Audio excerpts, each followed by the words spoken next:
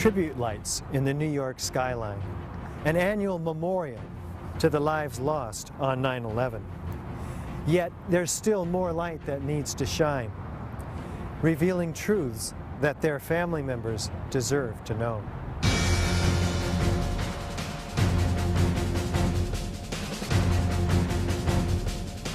September 11th, 2001, a day that changed history. 4 planes went silent and off course. 2 of those planes crashed into the World Trade Center Twin Towers. Several columns were severed, and the jet fuel ignited fires that spread over several floors. About an hour later, millions watched in shock as both towers were suddenly and rapidly destroyed, killing almost 3,000 people, for whom truth and justice may have yet to be served.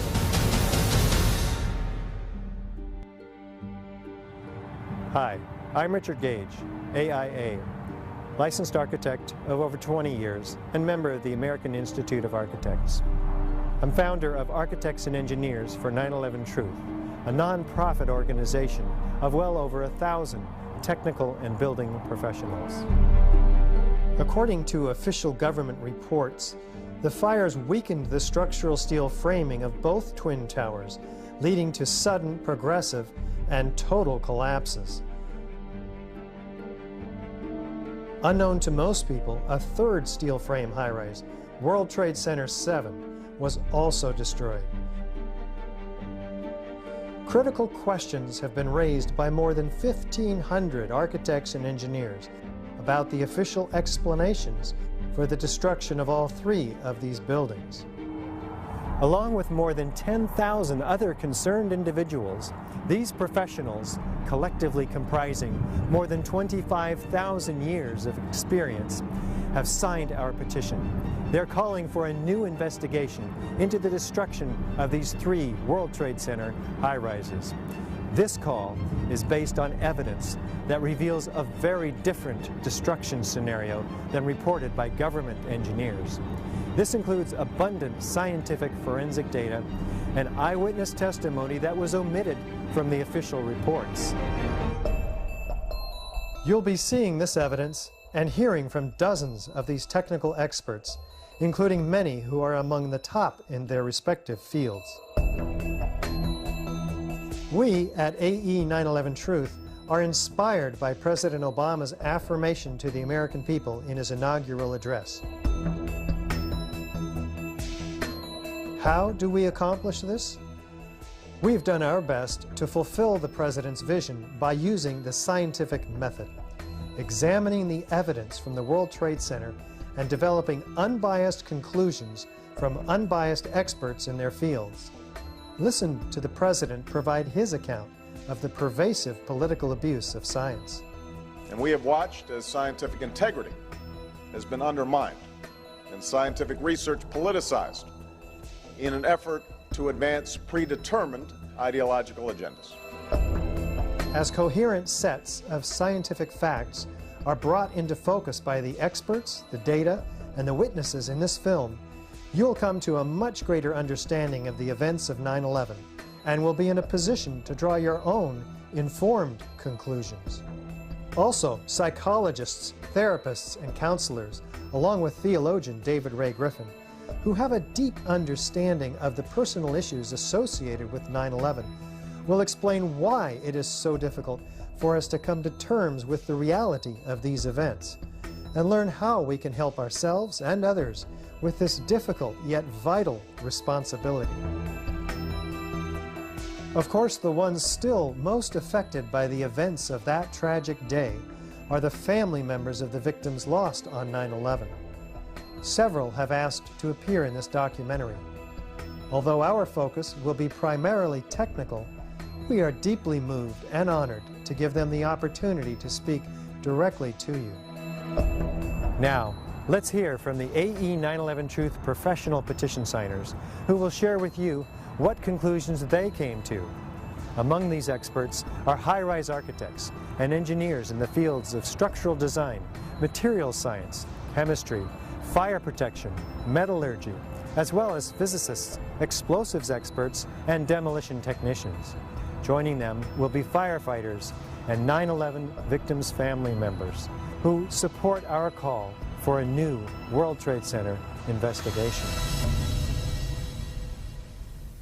Now, let's hear from the AE 9/11 Truth professional petition signers who will share with you what conclusions they came to.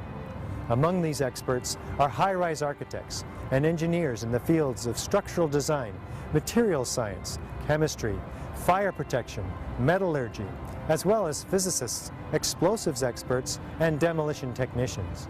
Joining them will be firefighters who support our call for a new World Trade Center investigation. I don't want to be involved in conspiracy theories. You know, there are lots of them. They can go on. We can speculate on that forever. What we really need to know is how those buildings came down. My name is Joel Miller, and I have a Bachelor of Architecture degree from Temple University in Philadelphia. And while I was there in Philadelphia, I worked for two firms on a couple of high-rise buildings. The 13-story Federal Detention Center for Ewing Coal, Cherry, and Broad. I spent about 2 years on that project, and then a year on a high-rise dormitory, about 15 stories for MGA Partners. If we are to believe that fire brought down 3 buildings on the same day on 9/11, that's very troubling for all of us in the design professions. Architects, engineers, even physicists. I'm incredulous that this could have happened and very troubled by the implications of this possibility. There are thousands of high-rise buildings in the United States and more being built every day in this country and abroad. As architects and engineers, we have a responsibility to protect people that are users of buildings.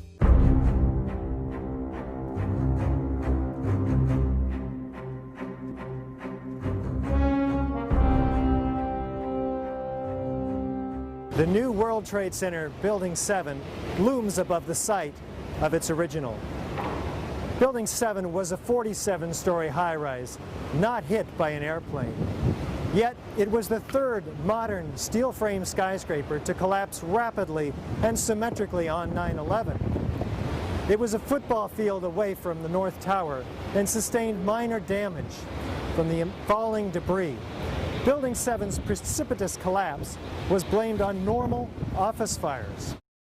I'm Kamal Obeid. I have a master's degree in civil and structural engineering from the University of California at Berkeley. I've been a practicing engineer for the last 30 years. Building 7 to me is really what gives it away, because that's a classic case of controlled demolition. My name is Stephen Dustwald. I'm a licensed professional structural engineer with 37 years of experience in the structural field. I have 25 years of experience as owner and principal of my own structural engineering firm here in Las Vegas. I have focused on nuclear power plant design, large commercial and industrial buildings. I first became aware of the problems with the official account of the collapse when I saw a DVD online from Architects and Engineers for 9/11 Truth. They pointed out various problems with the official story, and the ones that caught my attention were the rapid failure of the connections in order for the building to come down at the rate that it did. My name is Casey Pfeiffer. I am a registered professional structural engineer in San Diego, California. I have a Bachelor of Science degree in civil engineering at the University of Notre Dame. I have been practicing engineering for 15 years, and currently I am the principal of Pacific Coast Structural Engineering in San Diego, California. A friend of mine gave me a Blueprint for 9/11 Truth DVD to review, and from that, the evidence that I saw was so compelling that it became obvious that the official story was not correct. I'm William Bryce. I worked for one of the nation's largest design-build construction firms on commercial and industrial and institutional projects in Boston, New York, Philadelphia, and Baltimore areas. As a professor, taught engineering materials, structures lab, and other building-related courses at Vermont Technical College to architectural and engineering students for 20 years. I watched Building 7 fall at an accelerating rate in 6.5 seconds. This was a massive 47-story structure. The only way that a building can accelerate as it collapses is by having pre-engineered, precisely timed, and precisely placed explosives. In other words, controlled demolition. My name is David Topete. I have a Master's of Science degree in Civil Engineering. I am a licensed structural engineer. I design new structures and retrofit existing structures from concrete or masonry or structural steel. In my professional opinion, in my experience, for World Trade Center 7 to collapse straight down upon itself, as video indicates, as everything that we've witnessed, the supports at the center essentially all had to be taken out at once. I certainly believe that it had to have been controlled demolition, controlled charges, explosives, something of that type, because it was a sudden failure. I'm Dr. Bob Bowman, Lieutenant Colonel, United States Air Force, retired. Flew 101 combat missions in Vietnam, directed all the Star Wars programs under Presidents Ford and Carter. My PhD is in aeronautics and nuclear engineering from Caltech. I did postdoctoral work at the von Karman Institute in Brussels, Belgium, in finite element analysis. I taught at 5 universities and colleges, serving as department head and assistant dean. The coup de grace for me was when I found out that Building 7 had collapsed later that day, and when I saw Building 7 come down. To me, Building 7, the fact that it looks like a perfect controlled demolition of an intact building with no visible fires, I mean, that's what I call a smoking gun. My name is Robert McCoy. I'm an architect. I have a Bachelor of Architecture from the University of California in Berkeley in 1963. Been licensed in California since about 1964. From about 1965 until about 1985, most of my experience has been in high-rise, multi-story steel buildings. NIST would have us to believe that these was a typical office fire, scattered office fires, if you will, that brought this building down. Since the mid-60s, I've tried to follow high-rise fires because they're something we worry a lot about as we design these buildings. And I'm not aware of any high-rise building that have come down as a result of fires. I can't remember even a partial collapse in any of these buildings that I've watched over the years. I'm Steve Barish, founder and president of Barish Architects and Associates, Inc., a 33-year-old architecture, planning, and engineering firm. We have offices in San Luis Obispo and Pasadena, California. I hold a Bachelor of Architecture degree from the University of Arizona and a Master's of Architecture and Urban Design from Rice University in Houston, Texas. Spent 3 years in London as the first PhD student at the Architectural Association. One of the things that really interested me is how quickly the Tower 7 fell. It fell within 7 seconds approximately from top to bottom. This building was built in the mid-80s apparently and met all the known codes at the time. Buildings just don't behave like that. We're here in Sydney with Jan Utzon, son of the great Bjorn Utzon, who designed the Sydney Opera House. What are the features of the collapse of World Trade Center 7 that caused you to be disturbed? It looked like it was a demolition more than anything else. My name is Les Young. I'm a licensed architect in both New York State and in California. I've been involved in many large projects, including overseeing several high-rise buildings ranging in size from 14 stories to 40. Over the course of 20 years, I'm mainly called in to help with very large, difficult projects. When I watched Building 7 collapse, It basically left no doubt in my mind that something was wrong. Building 7 had not been hit by a plane. To me, it was obvious that there was some controlled demolition and some explosions involved.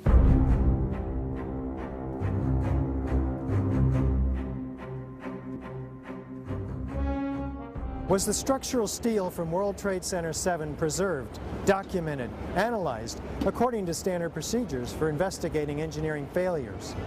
It was really clear from the beginning that there was this great move to, as quickly as possible, get rid of all of the rubble and move it off. Because what they did immediately after 9/11 was they started removing the steel, the debris from Tower 7 and all the towers immediately. They sent it off to China to be recycled. 400 truckloads per day of material were taken away from the World Trade Center site and sent to China for recycling. All of a sudden they had a big incentive to recycle steel for some reason. Quickly and rapidly they were destroying the structural steel. The steel was hauled away and melted down before it could be analyzed. It was already being carted away and destroyed when the FEMA investigators got there about a month after September 11th. It was being melted down, it was being cut up into pieces so that no real thorough investigation could happen. And that in itself is a crime, and that kind of thing needs to be investigated. The steel was picked up and carted away before anybody got a good look at it. And the destruction of evidence was a criminal act in itself. It would have answered a lot of questions that we can't answer because we don't have the structural steel to examine.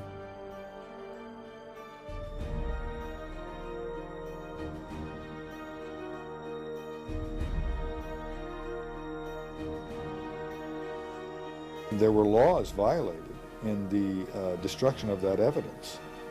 And for the American Society of Civil Engineers to ignore those events is extremely disturbing and is a violation, in my opinion, of their professional code of ethics. It was contrary to the way all investigations are done. If an airplane crashes, they seal off the entire area and nobody touches anything. They move it to a secure location and they reconstruct an aircraft. Normally, when you have a structural failure, you carefully go through the debris field, looking at each item, photographing every beam as it collapsed and every column where it is in the ground, and you pick them up very carefully and you look at each element. We were unable to do that in the case of Tower 7. Aside from this one small piece that was found to have intergranular melting, incredibly, none of the other steel from World Trade Center 7 was saved for analysis. This is disconcerting, considering World Trade Center 7 would have been the first steel-framed high-rise building in history to ostensibly collapse due to fire. The government has destroyed much of the evidence, but there's still some evidence available in photographs of the evidence. My name is Lynn Margulis. I've been doing science every day since I was about 16 years old. I teach at the University of Massachusetts. I have a PhD in genetics. I reconstruct the past, natural history, from clues taken to be representational, and that's exactly what we're doing with reconstructing of why the buildings were destroyed in 9/11. In historical science, that's what must be done. In 1999, I was a recipient of the President's Medal of Science from Clinton, and I received the Da Vinci Award, that is the membership in the Da Vinci Society. You can't do science when you are deprived of the evidence and when your hypothesis is the least valid instead of the most likely. When the most likely hypothesis in the case of Building 7 wasn't even mentioned, this is not science. So the claim is that it's something else. It's trying to prove preconceived ideas.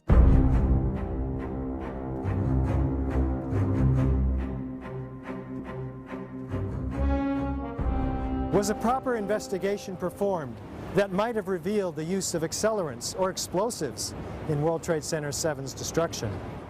My name is Stephen Jones, a physicist. I received my PhD in physics from Vanderbilt University in 1978, so I've been at this for over 30 years, studying various subjects. I have published over 50 peer-reviewed papers in my career. NIST concedes that they found no evidence for explosives. So then we asked them, well, did you look? And they said, no, we did not look for explosives or residues of explosives. I'm Ron Brookman, licensed structural engineer in California, and I received my master's degree in structural engineering from University of California at Davis in 1986. I've been practicing structural engineering ever since then. NIST never did a proper evaluation of the collapse site and the debris. World Trade Center 7, I would have expected they would have tested for explosives also, because of the nature of the collapse and the unprecedented nature of a steel-framed high-rise building collapsing in such a fashion. My name is Roland Angle. I'm a civil engineer registered in the state of California. I've been practicing in California since 1967. I'm a graduate of the University of California. And my practice has included, among other things, design and testing of structures that were designed to withstand blasts. Specifically, for instance, the launch facilities for the Minuteman missile system. I was a Green Beret for 6 years during the 60s. I was trained in the use of demolitions, and I blew a lot of things up. One of the things that we did was go out and attack structures, analyze them as to where their weak points were, learn how to place explosives at points that would cause them to fail, and then actually demolish them and analyze our results. So the method of how to attack a structure and cause it to fail with explosives was one of the things that I learned through my military training. Well, the American Society of Civil Engineers was brought into this investigation early on. They did a very superficial investigation of the site. They issued a report without any significant forensic examination, and there were laws violated in the destruction of that evidence. And for the American Society of Civil Engineers to ignore those events is extremely disturbing, and is a violation, in my opinion, of their professional code of ethics. I'm Tony Zambodi. I'm a mechanical engineer from the Philadelphia area with over 20 years of experience in the aerospace industry, where I design structures for aircraft and spacecraft and support equipment. Neither NIST or FEMA followed standard protocol for fire and explosion investigations, or just fire investigations for that matter. National Fire Protection Association Guide number 921 calls for saving the evidence and being prepared to justify why you wouldn't. It also calls for testing for accelerants and explosives when high-order damage is involved. NIST did not do this. NIST is often responsible for generating information which the NFPA guides are written from. It makes one wonder why the NFPA standard would not be followed in this case. NIST has not answered this question publicly. There's national standards that need to be followed. And when I started looking into that, I went into the investigation manual. And so it's called the NFPA 921, and it's the fire and explosion. It's the guide for fire and explosions investigations. And so what it is, it's a national standard. So if an investigator from New York has to come out to the West Coast to help with something, they can fit right in seamlessly into the system and know what their role is and what they need to be doing. And so I went and I got the manual from 2001, and I went back and I looked at the footage from the original days of 9/11. There were all kinds of firefighters and civilians that were reporting explosions. Okay, all right. Here, hold on. You want to call your mother or something?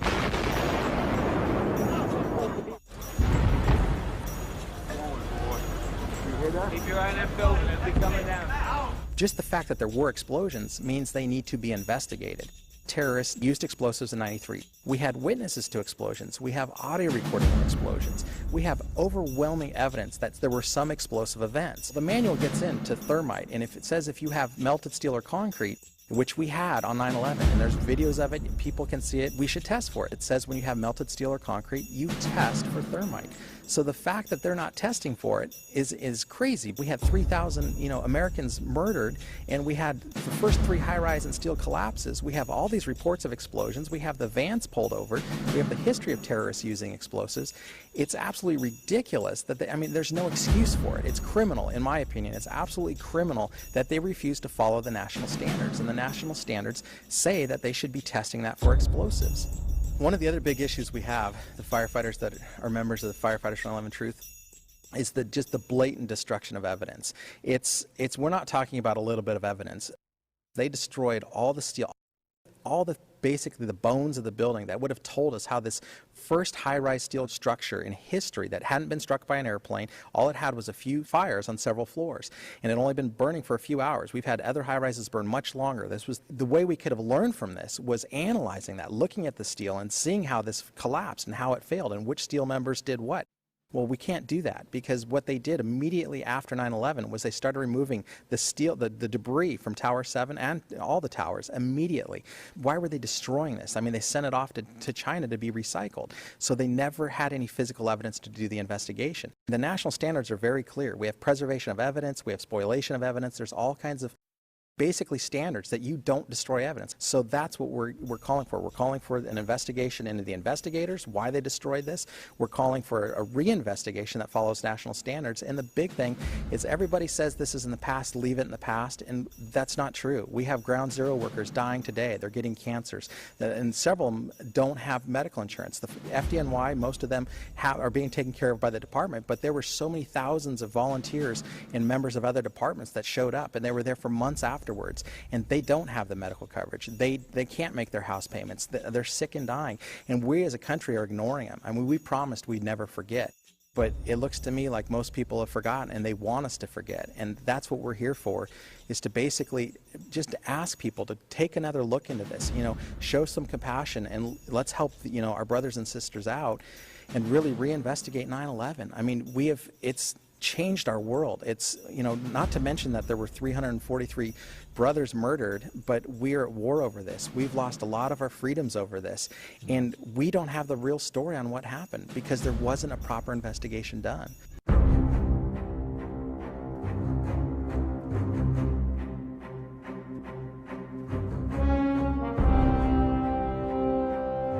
As reported by the New York Times, engineers were baffled by the collapse of Building 7. Since no steel frame high-rise has ever completely collapsed due to fire, how are we to understand this mysterious event? My name is Scott Granger. I'm a licensed fire protection engineer. I'm licensed in 13 states. I've been in private practice for 25 years. I've been a practicing engineer for 39 years. 50% of my practice is in forensic engineering. Steel structural frame buildings, high-rise buildings, simply do not collapse due to fire. There has never been until 9/11 an experience where a high-rise building that was steel frame completely collapsed. There have been fires burned longer in similar structures without any collapse. In my previous career as a firefighter, normally you'd never be afraid to go into a Type 1 building because they're not combustible, and you would just charge at it and put the fire out. Never in my training were we ever taught that these type of buildings could just collapse in on themselves. There's definitely much more going on than just fire. The way in which steel-framed buildings behave in fires depends on their construction. In this test, done by British Steel in 1995, a large amount of typical office furniture was burned to see what would happen to the heavy steel beams that supported the ceiling. When steel is bare, when it heats up, it gets weaker. It's not that it melts in a fire. In fact, normal fires are not hot enough to melt steel. Even if you were, for example, to use an unusual fuel like kerosene, you cannot achieve temperatures hot enough to melt steel. But what happens is it starts to lose its strength. And as it loses its strength, it starts to sag. It becomes softer and sags and can no longer support the load. This was the largest test of its kind ever conducted. It showed how unprotected steel can be distorted, even by a normal office fire. But as is typical in steel buildings, the structural beams only slowly and progressively warped and sagged. There was no chance of a sudden collapse. In over 20 years, I have not seen, until recently, a protected steel structure that has collapsed in a fire. The World Trade Center 7 building reminds me of the Meridian Bank building in some ways in Philadelphia. The Meridian Bank building is a 38-story skyscraper that burned for 18 hours in 1991, suffered extensive damage from the fire, but did not collapse. I am Dan Barnum, FAIA, a graduate architect from Rice University with a Bachelor of Architecture degree. For the 40-plus years that I've been practicing architecture, I have designed a variety of buildings from small houses to high-rise office buildings. Some of the high-rises that I've worked on are 1 shell and 2 shell here in Houston, and I was project manager for a 22-story office building in Akron, Ohio. I'm a fellow of the American Institute of Architects. I've designed high-rise buildings, and I know what they do in fires because I've studied that. Later in the day, when World Trade Center 7 collapsed, they had already showed us pictures of a few fires in that building, and I mean, they weren't even raging. And how could that cause a building to collapse as if it were imploded? Couldn't happen. My name is Jonathan Smolens, PE. I'm a professional structural engineer in the Boulder, Denver area for the past 12 years.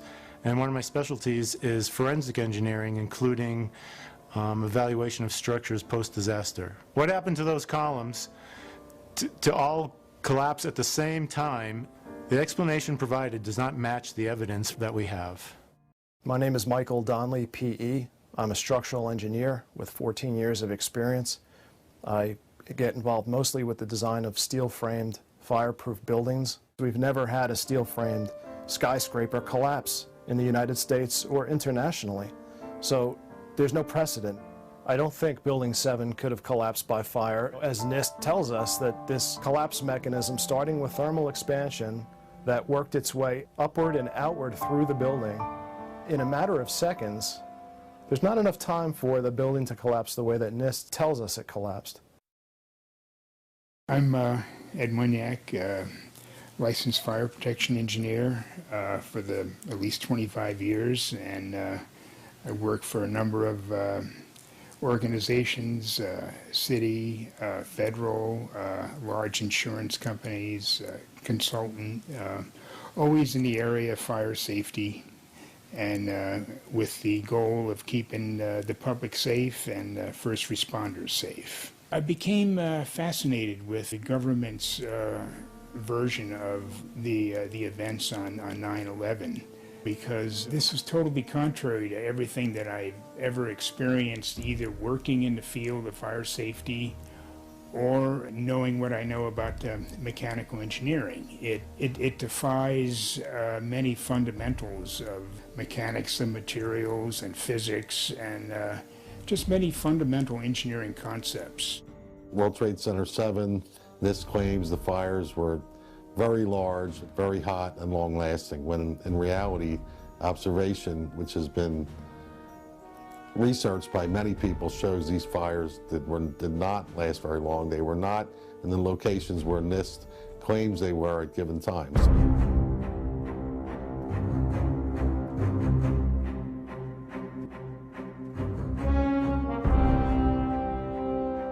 According to lead investigator Shyam Sunder of the National Institute for Standards and Technology, NIST, World Trade Center 7 collapsed at free-fall acceleration for more than 100 feet of its fall. What does the speed of the collapse reveal to us? Essentially, in less than 7 seconds, Tower 7 came down upon itself.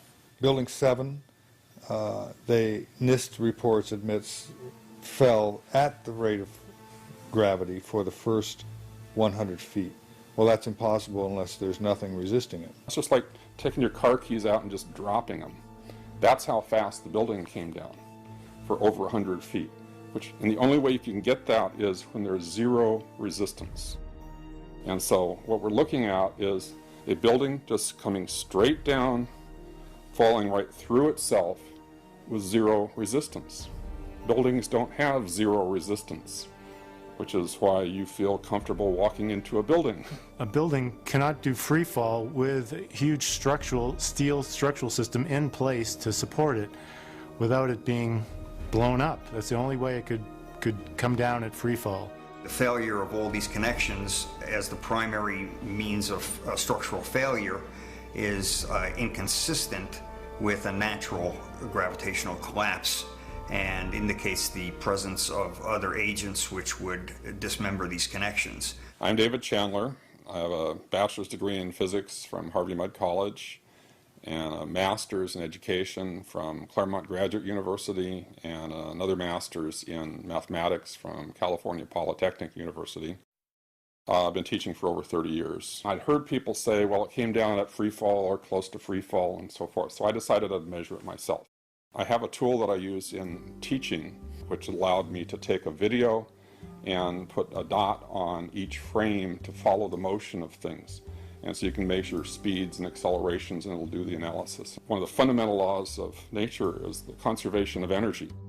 In order for it to be falling down with zero resistance, it means that resistance had to have been removed by something else. Now, NIST claims that the columns were buckling in the first several seconds before the free fall occurred. Now, I don't see how that's possible. And in the final report, they modified it, they tried to doctor it up. They still tried to say that it was essentially correct, but then they modified it and they actually admitted there was a period of free fall involved. But they never changed their model. Like, how do you all of a sudden allow for free fall when they just got done explaining how it couldn't have been in free fall? If I were a scientist, I'd be embarrassed to try to put forward something like that. It was clearly a fraudulent argument. In other words, NIST is telling us that the building below it ceased to exist for the first few seconds of the collapse of the building. Well, things in physics just don't cease to exist and cease to resist the forces that are on them. Free falling for 8 stories. So, we know that happened.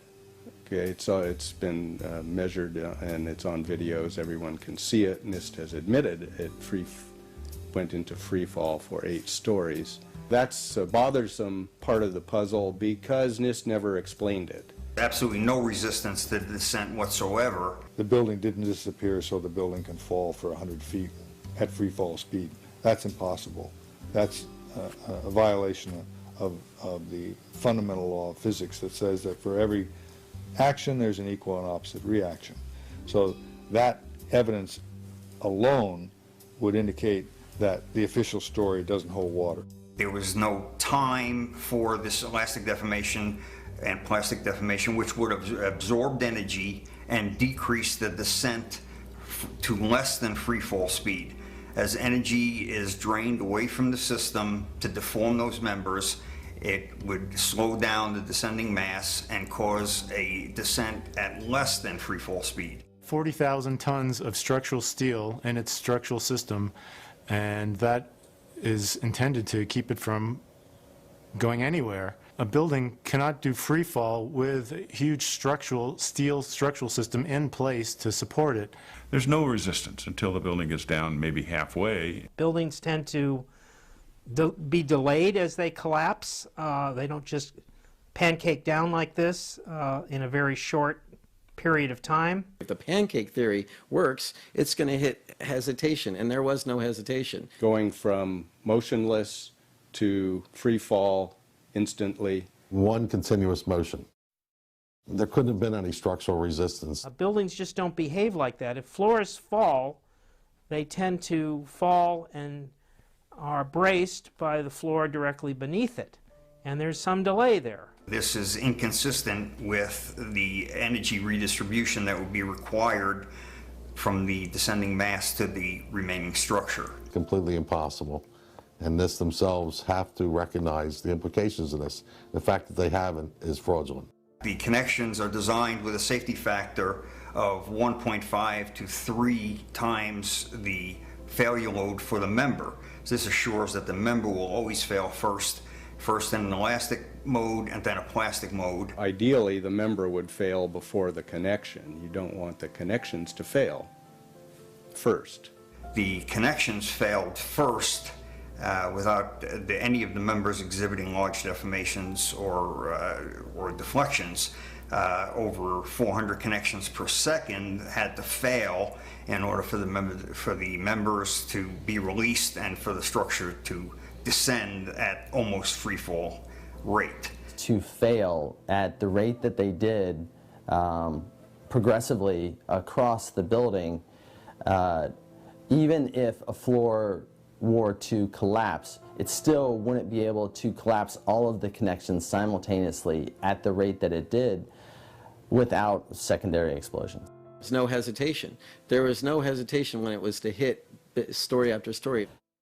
If you were to look at a standard moment frame steel connection, which is a welded connection between the beam and the column, it would take on the order of around 500,000 pounds to shear off one connection.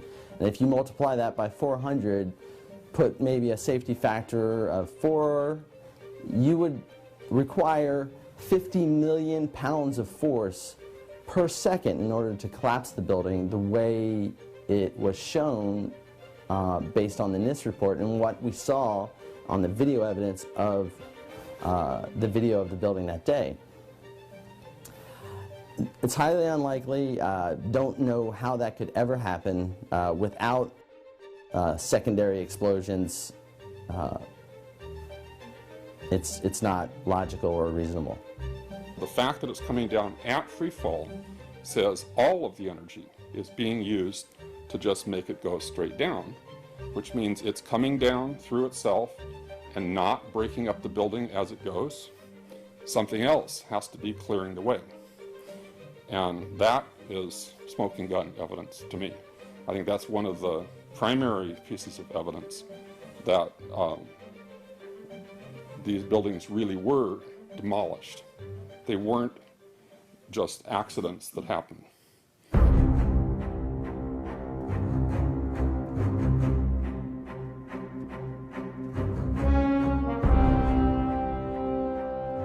We might anticipate that an unevenly damaged building would fall over.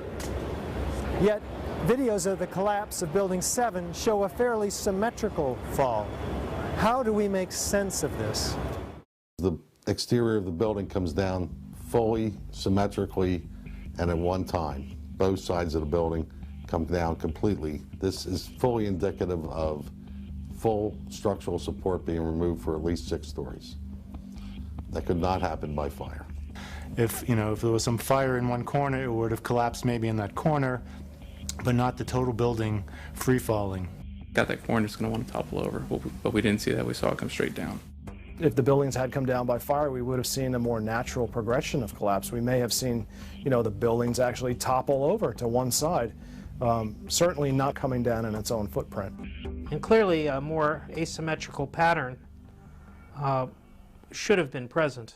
I'm Kathy McGrade. I have a bachelor's in metallurgical engineering from New Mexico Institute of Mining and Technology, which I got in 1979. I then spent the next 30 years with 3 startup companies. The symmetry is the smoking gun. It cannot happen that when you have asymmetric damage, you will get a perfectly symmetrical collapse. It would not have been a uniform collapse. The building might have partially fallen over, but the building would not have collapsed as it did. This doesn't make any logical sense. For it to come down straight down upon itself, you would need to basically take out the supports at the center, at the core. The exterior columns on the outside as well as on the inside, at the bottom would have to be severed almost at the same time. In my professional opinion, in my experience, for World Trade Center 7 to collapse straight down upon itself, as video indicates, as everything that we've witnessed, the supports at the center essentially all had to be taken out at once. Well, that's another indicator that this NIST report is very suspect, because I would have expected in a classic implosion, as I've seen numerous times, is the core to fail. My name's Tom Sullivan. I worked for Controlled Demolition Incorporated, CDI, the top-rated explosives demolition firm in the world. As an explosives loader, my job was to place explosives in the buildings to prepare them for demolition. I was licensed while in New York by the New York Fire Department to handle explosives. And I worked on major projects such as Seattle Kingdom, the Three River Stadium, Philadelphia Naval Hospital, and Keith's Band gas holders in New York. I would expect the center of the building to start moving first, and then as the implosion progresses, then the sides come in, then the rest of the building is involved. What I saw, it was a classic implosion. The center of the core, the penthouse area, starts to move first, and then the building follows along with it. And there were so many columns in the building that were not affected by either the fires or the impact damage, and they all came down, just at once. So it's a little disheartening, and it's implausible. When it's all finished, the outside walls from the lower floors are piled one on top of the other right in the middle of the building. Just like a house of cards if it were coming down. Logic tells you that if you have a single failure at some random point in the building, that the entire building is not going to collapse. The collapse would have been a chaotic, random event. The building would have partially collapsed, possibly, but it didn't.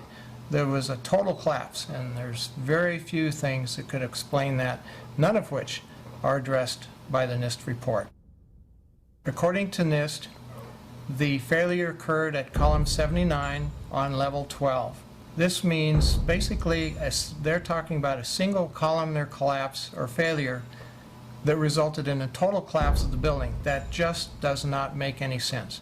As a structural engineer, I don't believe that the failure of one column would normally bring down an entire building in the way we saw World Trade Center 7 come down, because of redundancy, because of all the other columns in the building that were not affected.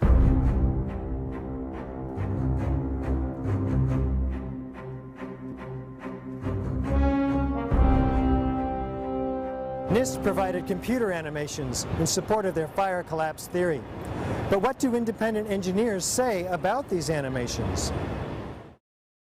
When you observe the footage of how the building failed, and when you look at the animation of the failure, and compare that to what you actually observe in reality, I think they disprove their own theories. It is impossible for it to fail the way they said. I've seen the animation sequence from the National Institute of Standards and Technology for their model, their mathematical model of the collapse of building number 7.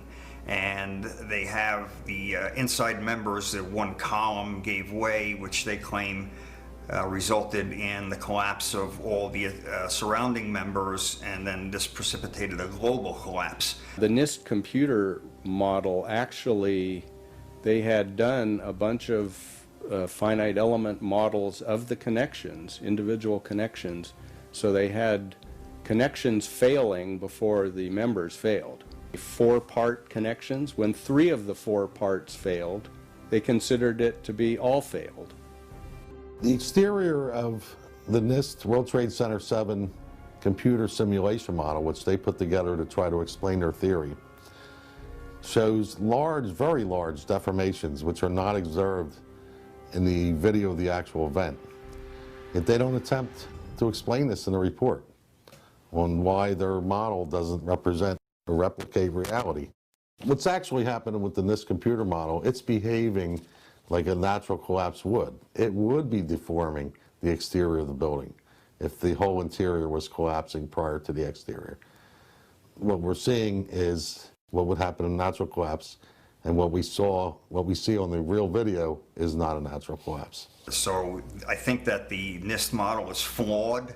Of course, they won't release all of their parameters that they use to model the collapse, and that is a primary problem for them. NIST has also repeatedly refused to release computer input data that was requested through the Freedom of Information Act from them in the past concerning World Trade Center 1, 2, and 7. What do these professionals conclude about the destruction of World Trade Center Building 7? There had to be some agent that was destroying the connections in building number 7 at 400 connections per second, and the only thing that I can see that would be capable of doing this would be explosive devices at the connections.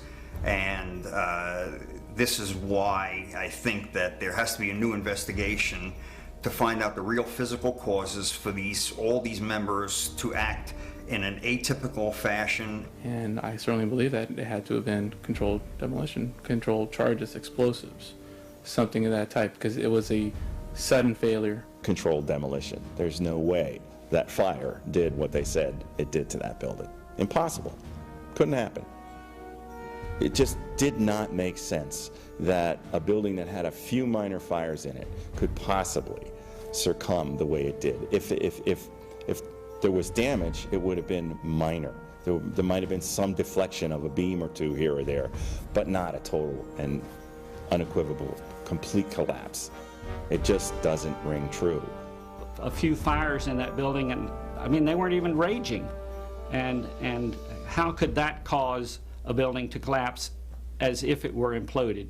Couldn't happen. To me, it was obvious that there was some controlled demolition and some explosions involved. When I saw Building 7 fall, it to me appeared to be controlled demolition because it fell in free fall manner into itself.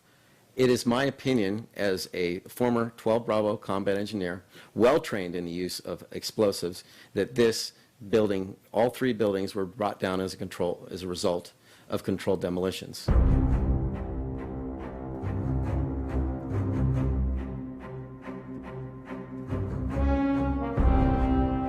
This is the original site of the World Trade Center Twin Towers.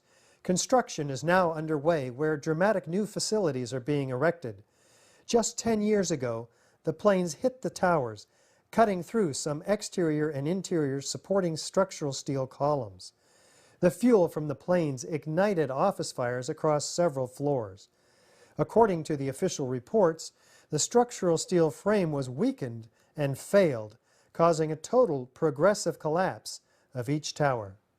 Does the official explanation make sense? Was there a comprehensive investigation that examined all of the evidence? Let's look at the details. These buildings were designed to take multiple impacts from airliners. I walked into the office and the first words that I heard was, "A plane's just run into the World Trade Center." And my initial thought was, well, that's okay. It's built to withstand a 707. He stated that the fuel would be dumped into the building, but the building would still be there, although most of the fuel blew out the opposite side of the building. These buildings are built to handle several times the load above them. Those perimeter columns could handle 5 times the load above them, and the core columns could handle 3 times the load above them. The majority of the jet fuel was burnt up instantly in the big fireball, and it was gone.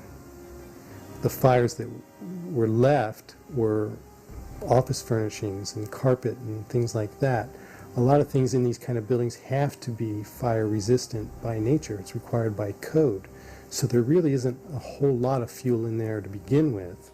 The media portrayed these fires as being extremely hot, but the fires were not that hot in World Trade Center 1 and 2. If you look at the NIST zone data, you could see this. And to use our own powers of observation, you could tell by seeing these fires and seeing black smoke come out the windows. That means that the fires were oxygen starved, and it was incomplete combustion, and so it was a low temperature fire. I am Robert Podolsky. I have a master's degree in theoretical physics from Xavier University in Cincinnati. I worked for 10 years as a professional physicist, engineer, systems analyst for government and for industry, companies like Avco, GE, Bendix, and also Air Force Avionics Lab and the Coast Guard Electronics Division. I looked up in a manual the burning temperature of jet fuel and found that under the conditions that existed at the World Trade Center on 9/11, that jet fuel had to have been burning at about 750 degrees Fahrenheit.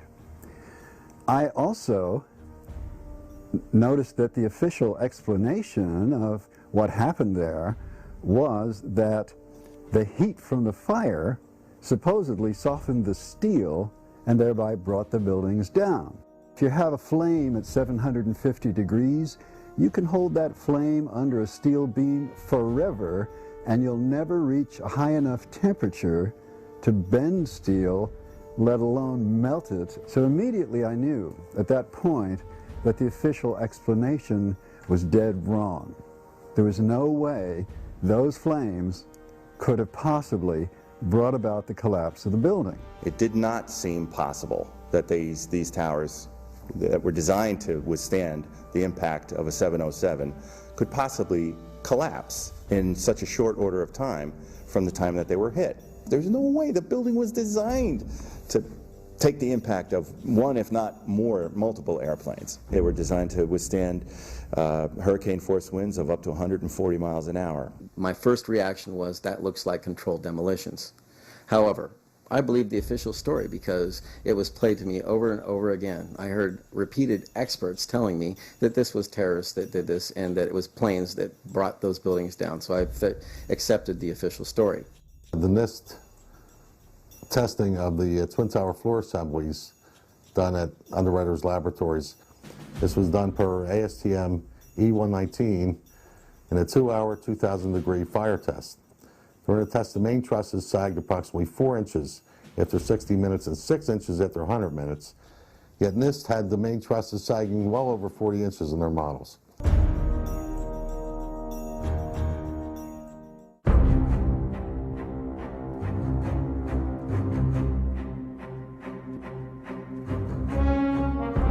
Rather than a slow groaning collapse that we might anticipate, the Twin Towers show in the videos a very rapid, sudden onset of destruction. What does this imply? I'm Frank Conan, a practicing civil engineer in the state of California. I have a Bachelor of Science from Chico State, which I received in 1988. I've been a licensed civil engineer since 1993. I specialize in bridge construction, retaining wall construction, small building construction, bridge demolition, and I have experience in bridge design and building design. Structural steel is required by building and design codes to prevent catastrophic failure and loss of public life. Everybody's seen the building collapses on 9/11, and it was shocking how fast the buildings collapsed. The way the buildings fell was not indicative of the way a building that's in distress collapses. This doesn't happen with structural steel buildings and never has and never will again. We assume that fires could destroy a building. Why people select steel buildings is because they would destroy slowly. It would gradually twist and bend and give people plenty of time and safety in getting out of the building. The basic philosophy of the building codes in the last 75 to 80 years has been to ensure ductile failure of the members to provide for the public safety. Under this philosophy, members that are overloaded will deform elastically within the elastic range of the material with increasingly large deformations and deflections. This gives rise to large deformations that are visible and apparent to the occupants of the structure, and this gives them time to evacuate the structure. I would not have expected the whole building to just give in at once, and I thought it rather odd that they fell almost perfectly in very similar ways. It seemed odd that lightning would strike twice. Upon further review of the videos of the tower's destruction, in the 9/11 Blueprint for Truth DVD, I was surprised to see the upper floors of the North Tower, the upper 15 floors of the North Tower, implode prior to any destruction of the tower below, because it would be logical that as a result of the plane crash that the upper 15 floors would start to damage the floors below, not the floors above. And it certainly would stay in the damage zone. It would not drop down through 80,000 ton of insulated, undamaged structural steel and do it in 12 seconds. I discuss this claim that the upper section of each of the towers crushed the lower section. However, when you watch video closely, in the case of World Trade Center 1, you'll see that the upper section disintegrates itself. Its lower stories are breaking up before it even impacts the lower section. It appears to be a controlled demolition of its own of the upper section. The tops of the buildings were basically disintegrated. The top section, pushing on the bottom section, it's going to meet equal forces as it goes. Both sections are going to be demolished at the same rate. So by the time you've crushed up 15 stories below it, the top 15 stories are also going to be crushed. And so there's nothing left now to crush the rest of the building. So there's so many paradoxes here. A little tiny chunk of the building can't possibly fall and crush the entire structure below it. Well, there's demolitions done in France, which use what we call the vernage technique, where they take out a couple floors worth of columns with hydraulics. They take the columns out and they let the building, the upper section of the building, drop 2 full floors. And when it impacts the lower section, there's a very definitive, observable jolt, deceleration, and velocity loss. You're looking for a jolt, that this thing, if it actually comes down and hits, you should be able to see the point at which they actually impact, because it would actually slow down the motion of the falling block. And you can see it in the graph. It is not there in the case of the North Tower. It never slows down. It accelerates the entire time. And that was what was extremely significant. So I published a paper about that. It's in the Journal of 9/11 Studies.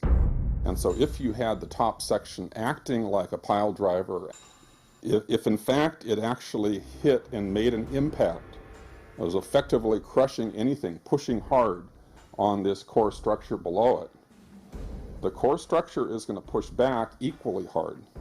And that's what's going to cause the top section of the building to slow down. But the fact that it's constantly accelerating downward is evidence that it didn't slow down. It's not actually hitting and engaging with the structure below it in any way that could demolish it. The top section is not crushing the bottom section of the building, or it would meet resistance. I am Richard Human. I am a retired professional electrical engineer. I went to Brooklyn Polytechnic Institute and received the Bachelor of Electrical Engineering degree in 1954. I worked for Joseph Flooring for 41 years and was Principal Chief Electrical Engineer for the World Trade Center complex. I was very familiar with the Twin Towers elevator systems because we took over conceptual maintenance and improvements of the elevator systems after the project was completed. I actually ran and rode up and down elevator shafts on the top of a car going 1,200 feet a minute. You could imagine the experience. I'm very familiar with the interior structure that surrounded the elevator shafts and the accessibility which the elevator companies had 24/7. The only way that I can see that the towers could have collapsed is that the interior columns were compromised. In Tower 1, unless my eyes were deceiving me, before the tower started collapsing from the top, the antenna started to fall. And the antenna, of course, was over the middle of the elevator shafts. And, of course, their access to the elevator shafts gave them total access to the surrounding core columns, the interior of the core columns.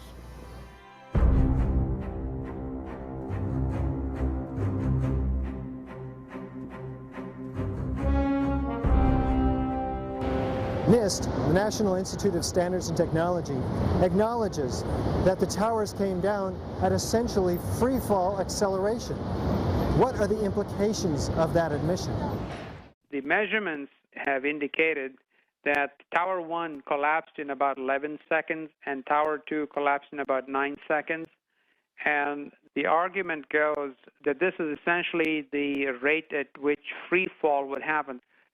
I had a friend that asked me if it was possible for the Twin Towers to achieve near free fall speed when they collapsed. The Twin Towers could not have come straight down through the thousands of tons of structural steel through the greatest resistance, the resistance of 80,000 tons of structural steel at the speed of practically free fall. That just would not happen. There are columns of steel around the exterior of the building and within the core, all of which are there to prevent the thing from falling down. And so even if something falls on it, it's not going to immediately just go pop, pop, pop, pop, pop, pop like that, floor by floor. It's going to, if it's going to collapse, it's going to have to take some time to weaken the structure below it. This structure was capable of holding 3 to 5 times the weight. And here it is falling through it with the resistance of only 1/3 of its weight. Roughly 90% of the resistance has been removed. And what's happening is the top section is not crushing down the lower section like a pile driver, which is the picture that NIST basically is painting. It's actually falling into material that's already been pulverized, that's offering very little resistance. It's just coming down through pre-pulverized material. One of the fundamental laws of nature is the conservation of energy. There was no time for this elastic deformation and plastic deformation, which would have absorbed energy and decreased the descent to less than free fall speed. As energy is drained away from the system to deform those members, it would slow down the descending mass and cause a descent at less than free fall speed.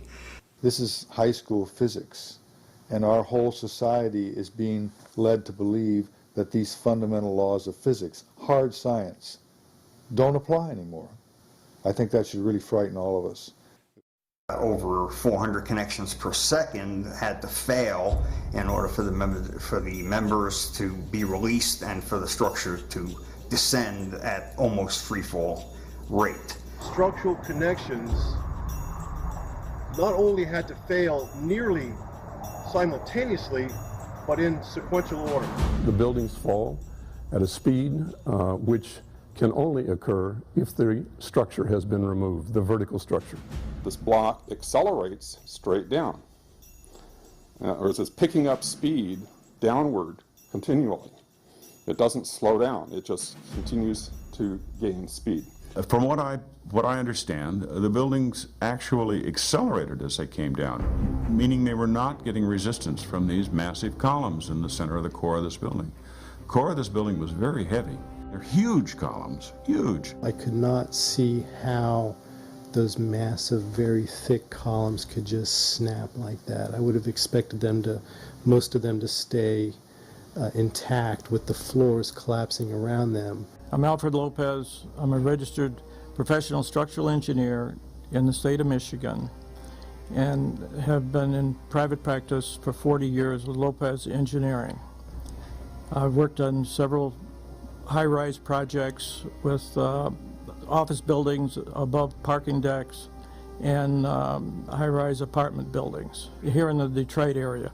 I've done numerous investigations of failures of buildings because of fire and wind damage. I was shocked at how the buildings collapsed. I would have expected that they would have come down much slower, that they would have tipped over, that the whole thing did not make sense. And ever since then, I had a hard time believing that the fires did drop those buildings. I thought that given the way the planes hit the building, one side would have given away first and it just would have fallen off or fallen over at a steep angle, but the way the whole thing just gave way at once and started to plummet down without slowing down as it went down.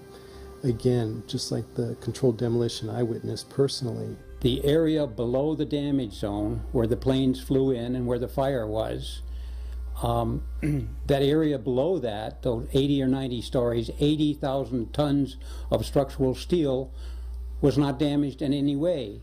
Yet you stood there and watched it destroy itself, wiping out floor by floor all 287 structural columns as if they didn't exist underneath the damage zone.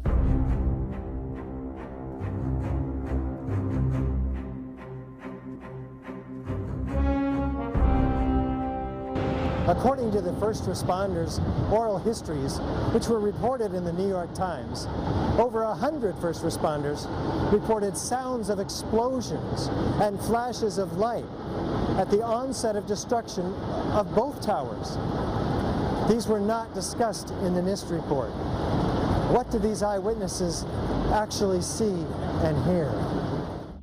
All the other evidence of seeing flashes and explosions and the melted metal and the dust particles and with the explosive chemicals found in the debris, there's just a lot of questions about what's been going on, and that these questions have not been answered or even addressed in any sort of full way. We have eyewitness testimony of firemen, policemen, news reporters, and occupants of the building to explosions, an enormous number of eyewitness testimonies.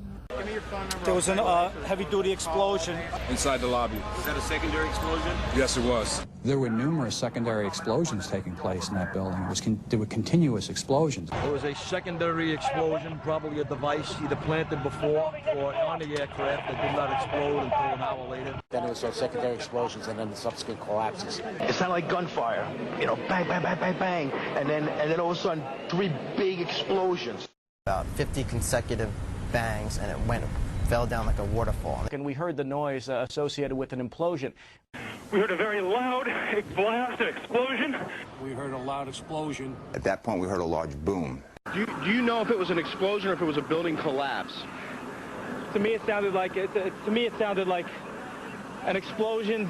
There was another major explosion. All of a sudden, you hear explosion, and you could see the building starting to collapse. Huge explosion that we all heard and felt. We could hear a rumble, which was about 5 seconds long, preceding the actual collapse, and then a boom when each of those towers collapsed. Just seconds ago, there was a huge explosion, and it appears right now the second World Trade Tower has just collapsed. I was about 5 blocks away when I heard explosions. Then you heard from far away, boom, boom. And you heard the boom, boom, boom, boom, boom, boom. It was if they had detonated. Yeah, as if they were planned to take down a building. Boom, boom, boom, boom, boom, boom, boom. And it just started going pop. It just started going boom, boom, boom, boom, boom. And he goes, how fast? I go like firecrackers. One of NIST's other excuses was that there were no blast sounds heard by witnesses or recorded. There's so many videos of witnesses from that day that report explosions. There's radio transmissions from the FDNY. We have the transcripts that were recorded, back in 2001 of all these firefighters and first responders reporting explosions. There's no doubt they were heard. In the oral histories of the emergency personnel taken down in late 2001 and early 2002, there are over 100 individuals who made comments about seeing, hearing, and feeling explosions in those buildings. These oral histories were documented well before NIST started their World Trade Center investigation in September 2002. This testimony should have caused the presumption that there was a good chance explosive residue would be found and justified testing for it, rather than the opposite. Reviewing the some of the eyewitness accounts and people hearing what sounded like explosions and things like that. Again, it didn't seem very plausible for any other type of cause for such an event. It doesn't look like a collapse. It's like a huge mushrooming, billowing kind of an event. That whole thing looks nothing like a building falling down. It's a building being blown up. And it's being blown up progressively from the top down. That's what the physics shows. NIST acknowledges in their response to a request for correction that they are unable to provide a full explanation of the total collapse. Yet they refuse to consider the possibility that explosives or some other form of demolition device could have been used to cause the collapses of the towers. And the fact that controlled demolition is consistent with all the available technical evidence. And the response to that request for correction is NIST simply saying they're unable to provide a full explanation for the total collapse, even though that was their task given to them by Congress. The core structure of the building had to have been destroyed by other means.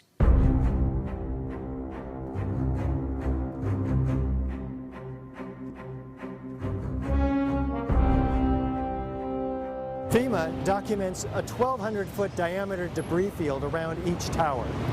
Videos show multi-ton steel sections of hundreds of individual steel pieces ejecting out of the towers at 60 miles an hour for a distance of 600 feet.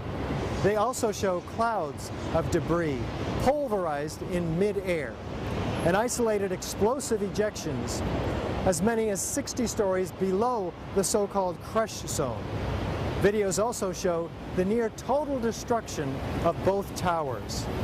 What does all this tell us about the forces and energies involved in the destruction? The spread of debris in a large radius around each tower. What we see is an outward explosion of material beyond the perimeters of each footprint.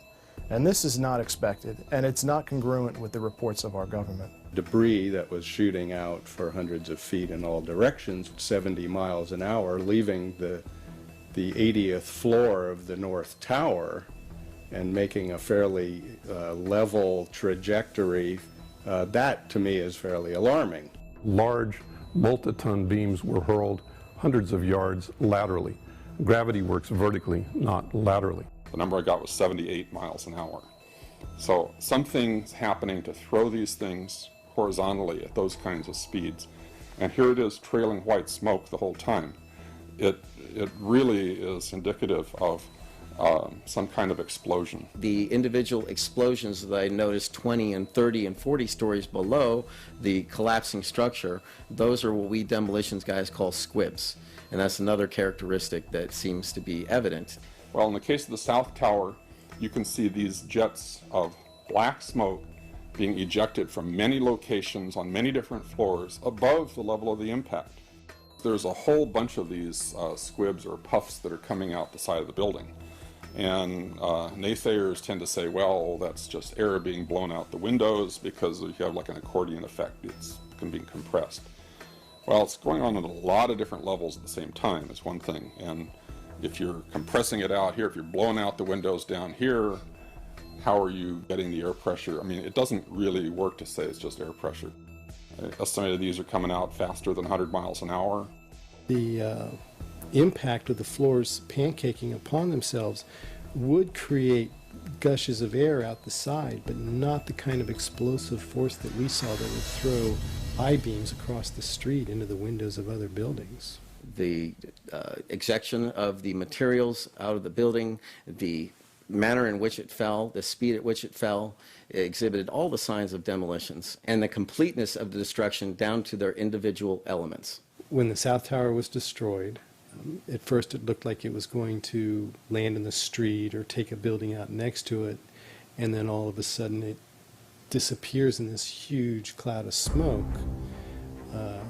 which didn't seem to make sense at the time. How can those steel columns, the massive steel columns that they are, supporting that weight of that building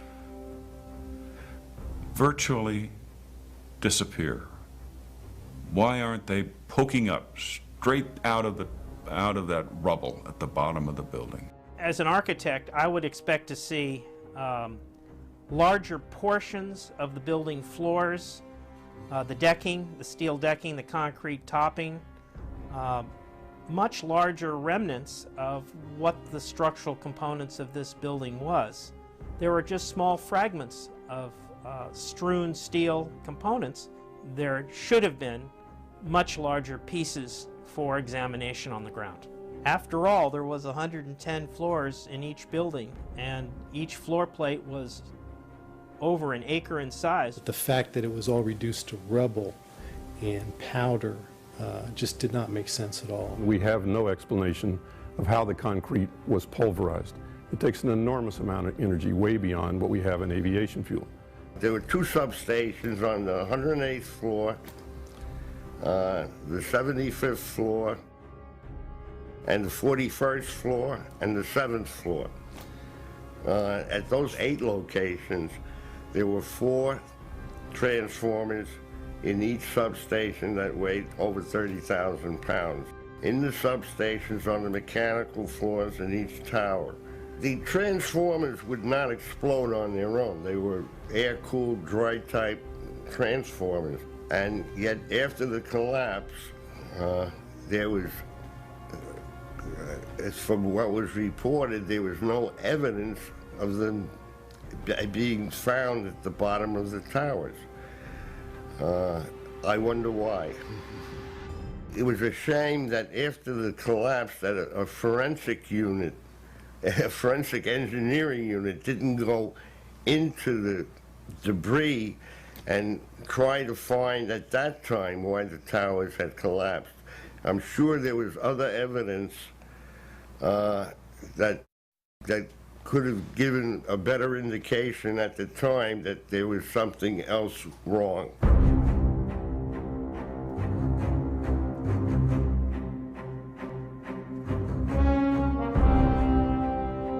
In its report on World Trade Center 7, which came out in May of 2002, FEMA documents in Appendix C steel that has been melted and even partially evaporated, resembling Swiss cheese. What are we to make of this? My name is Jeff Fair. I have a PhD in material science and engineering from the University of Minnesota. I have a BA in physics from Brigham Young University. I've worked with solid-state reactions. I've worked characterizing materials, semiconductor materials, thin films. I currently do a lot of work with nanoparticles as well as solid-state reactions. So Jonathan Barnett's study, which I thought was very well done and quite extensive, is all documented by FEMA in Appendix C in their BPAT report that was May of 2002. Unfortunately, it was never used in the NIST report. My name is Jason Cheshire, and I'm a licensed professional engineer in the province of Ontario in Canada. And I have been working in the field of hydrometallurgy for the past 10 years for a major company here in Canada. And I'd like to know why NIST excluded the document from FEMA in Appendix C that documented the evidence of melting steel. Well, why is this not included? Why is this forensic evidence not being included in the report? First of all, let's go back to your basic premise that there was a pool of molten steel. I know of absolutely nobody, no eyewitness who said so, nobody who's produced it. You'd get down below and you'd see molten steel running down the channel rails, like you're in a foundry. Yeah, like lava. Like lava. From a volcano. Actually melted beams where it was molten steel that was being dug out.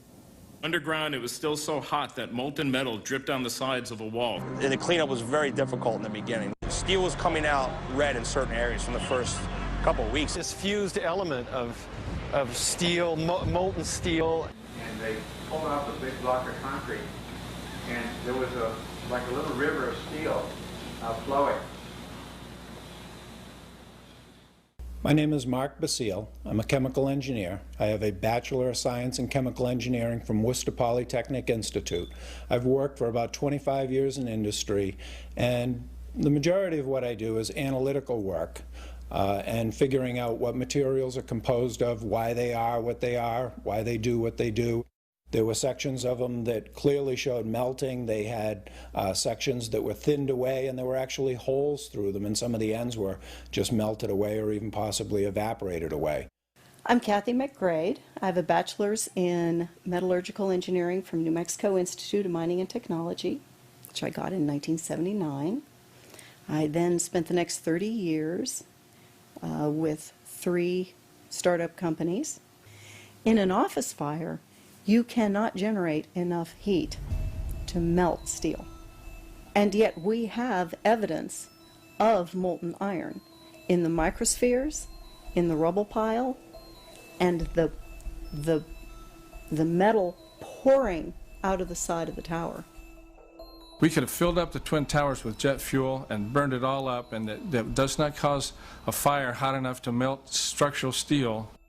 My name is Gary Warner. I'm a mechanical engineer. I hold a professional certification from the Association British Columbia.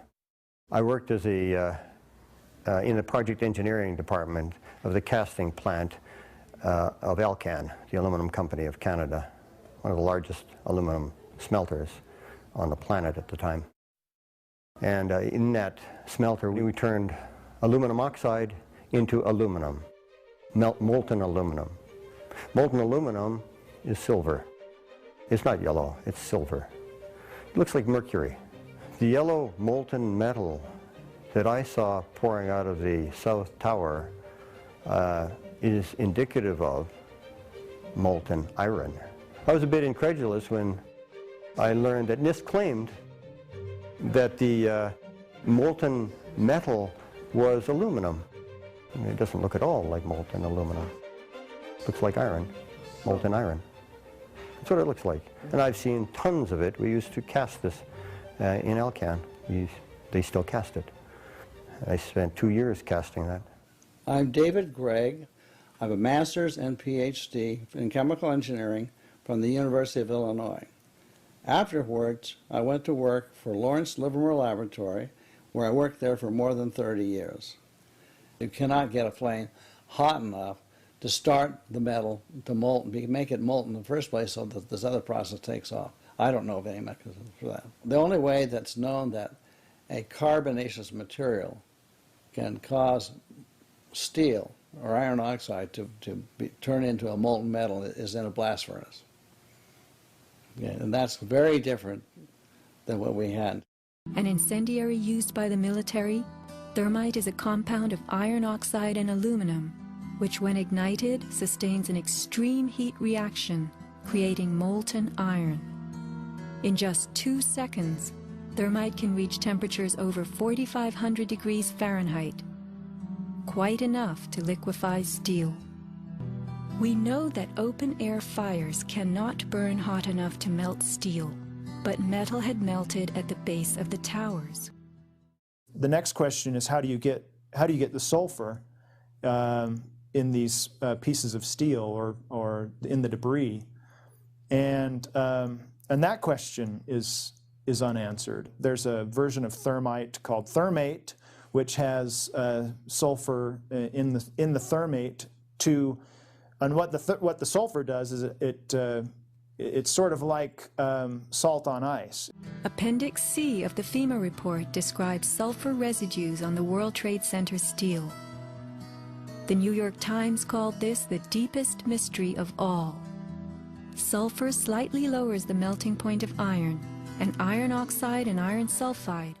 And it just basically makes the steel melt at a lower temperature. So instead of having to bring the steel up to 1500 centigrade, you can slice through it with material that's at 900 or 1000 degrees centigrade. And if you do a search on Google for thermite and building demolition, you can find all sorts of wonderful devices that have been fabricated and invented that use thermite for building demolitions.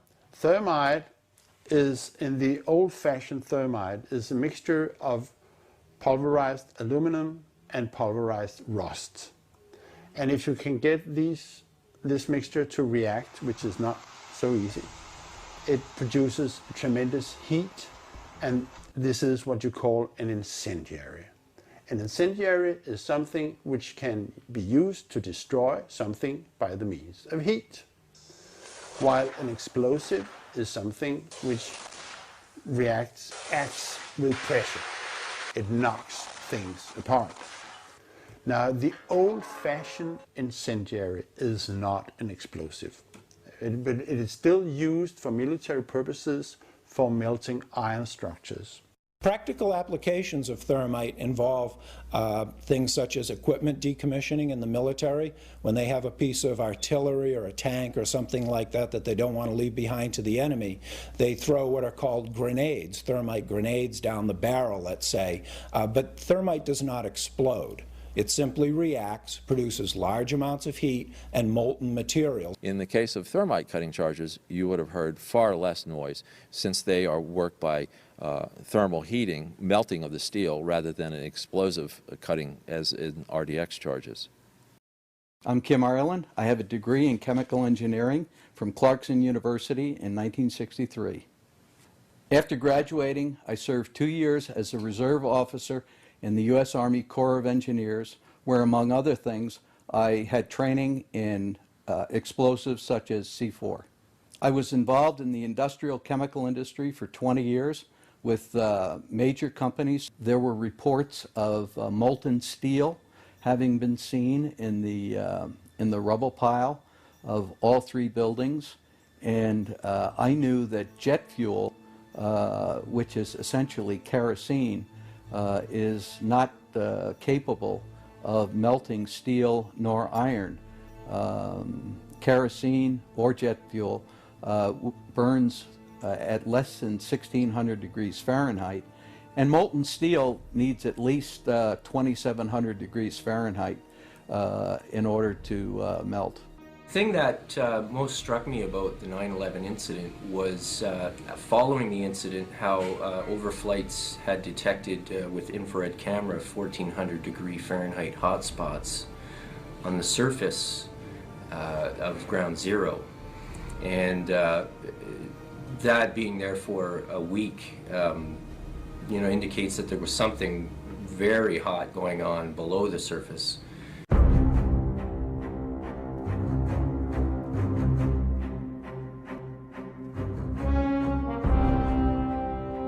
Another question that may haunt the new Freedom Tower. According to USGS, they found as much as 6% of the World Trade Center dust consisted of tiny, previously molten iron spheres. What does this tell us about the temperatures generated in the tower's destruction?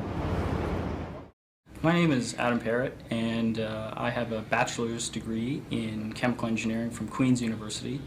I've been working for an environmental consulting firm for a number of years. When the USGS collected samples of the World Trade Center dust, they found the iron microspheres. Insofar, the USGS does not have a valid explanation for the presence of these iron microspheres. But I've independently seen thermitic activity within 2 separate independent samples of World Trade Center dust. I'm Jerry Lobdell. I'm a retired physicist and chemical engineer. I have a BS in chemical engineering from Texas Tech, and I have extensive coursework in mathematics and physics from the University of Texas at Austin. I've had broad experience in analysis and applied research, 30-year professional history spanning physics, chemical engineering, statistical analysis and modeling, and operations research. So what do the microspheres contain?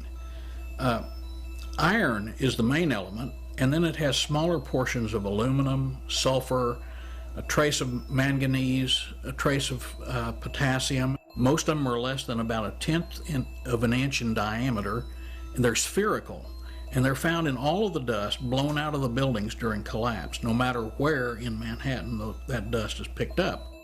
You must have had a much hotter heat source for you to get 2700 degrees Fahrenheit in order to melt the steel, melt the iron, to get these spheres, these molten spheres. Your heat source must be something like a chemical reaction. an exothermic chemical reaction that reacts, in the case of thermite, reacts at 4,500 degrees Fahrenheit. My contention, based on finding thermite residue in the dust, is that it happened before. It didn't happen after in the fires that ensued in the rubble pile afterwards. It's all the characteristics of the microspheres, along with what I see in the attack of the beams that were actually found, tell me that thermite was involved in melting those steel beams.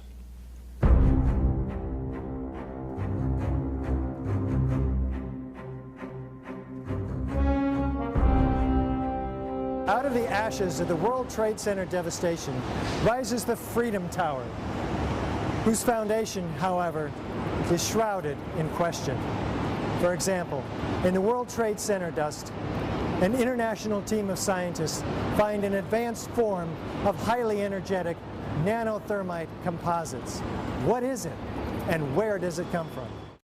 My name is Niels Harriet. I have a master and a PhD in chemistry, and I'm associate professor at the University of Copenhagen, and I have been so for almost 40 years. I have published close to 60 peer-reviewed papers in the best journals, and currently I'm involved with research X-ray time-resolved spectroscopy on time scales of 1/millionth of a second. In the dust, we found what we characterize as unreacted thermitic material in the shape of some very tiny red-gray chips, which have different properties. Most importantly is they're still reacting, some of them, and in the reaction they produce molten iron, which is the prime indication of a thermitic reaction, and such a reaction can be used to destroy steel structures. What we have found is a modern version of thermite, which we call nanothermite, which is produced in a different way. It is not just two powders being mixed. The material is actually built from the atom scale up. We call it the bottom-up procedure, which is what you do in nanotechnology. This has two consequences for the nanothermite, which distinguishes it from the classical thermite. First, the ingredients are much smaller, which means they're reacting faster and they're more easily ignited. The primary elements in the red material are aluminum, iron oxide, as well as silicon and carbon. The iron oxide appears in faceted grains, approximately 100 nanometers across. The aluminum appears in thin platelets, about 40 nanometers thick. It is the small size of the particles involved in this material that allow us to characterize it as nanothermite. In ordinary thermite, the particle size is much larger, and hence ordinary thermite is an incendiary, whereas as the particle size becomes smaller and smaller, it can become explosive. Superthermite is sometimes called. This red material contains also a significant amount of carbon, and the formulation of nanothermite as described by national laboratory publications also implies the presence of carbon, very typically. The organic is used with nanothermite in order to produce gas, that is a very high pressure gas that makes the nanothermite an explosive. We do have descriptions from the Livermore National Laboratory in particular of how they fabricated this material, but to fabricate it is not so easy. This is discussed in our paper in the Open Chemical Physics Journal, published in April of 2009. So far, none of these papers have been refuted in the literature, the scientific literature. So that means they are unchallenged in the scientific sense. They stand, as an indictment, really, of the official story of 9/11. One of the things I'd like to stress about these chips is that they really shouldn't be there. They're not a natural formed agglomeration of aluminum from the aircraft or materials that were in the building and iron oxide that got knocked off. It isn't just a haphazard bringing together of iron oxide and aluminum, which is the basic components of thermite. This is a material that is made up of nano-sized particles that are all very uniform, very symmetrical. The formulation of the gray chips is nano-sized. This cannot be paint. Paint does not have these exotic properties. It's impossible. We do not know which role is played by the red gray chips that we found in the dust. But we know, and this was already totally clear before we started investigating the dust, that both explosives and incendiaries were used in the controlled demolition of World Trade Center.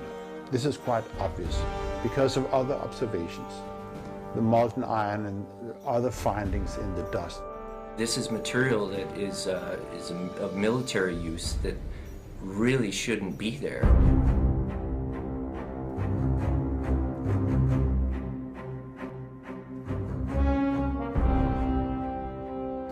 And our whole society is being led to believe that these fundamental laws of physics, hard science, don't apply anymore.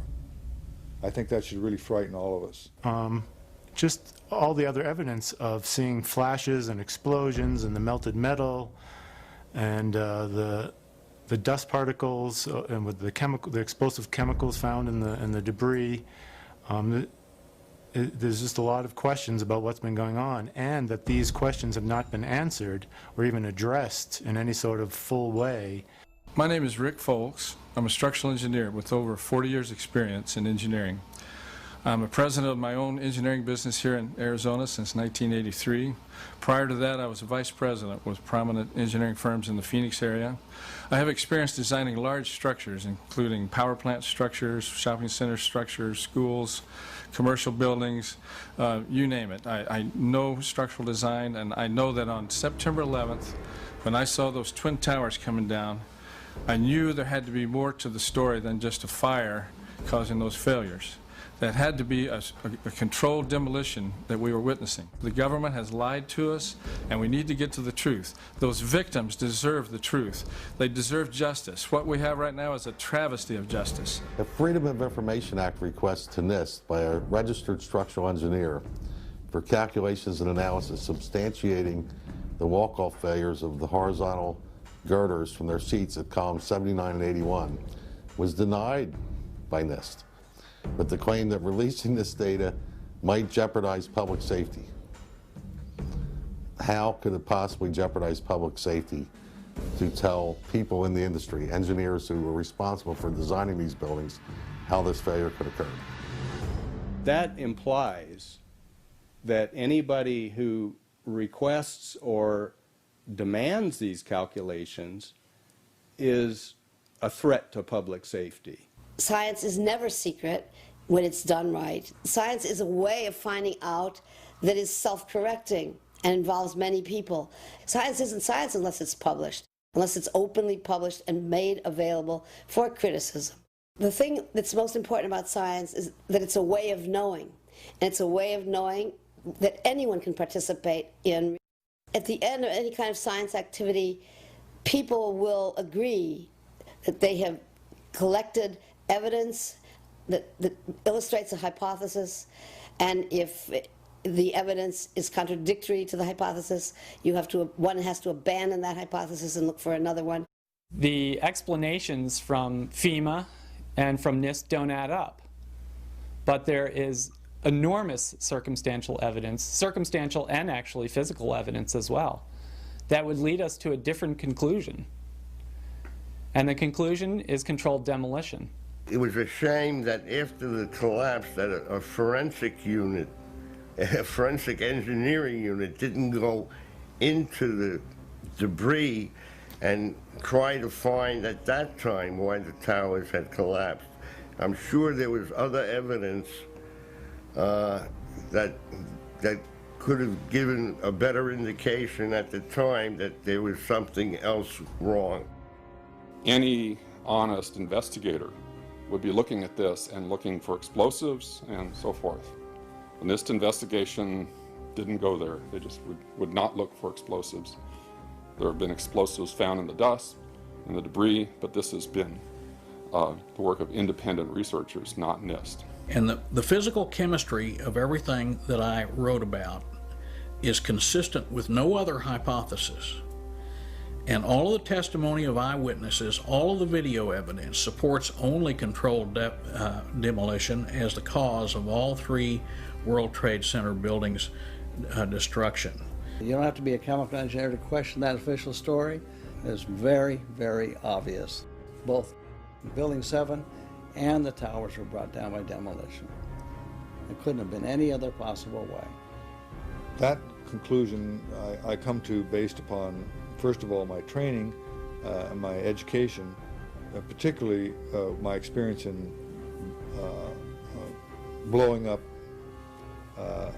major structures that had been designed to withstand blasts.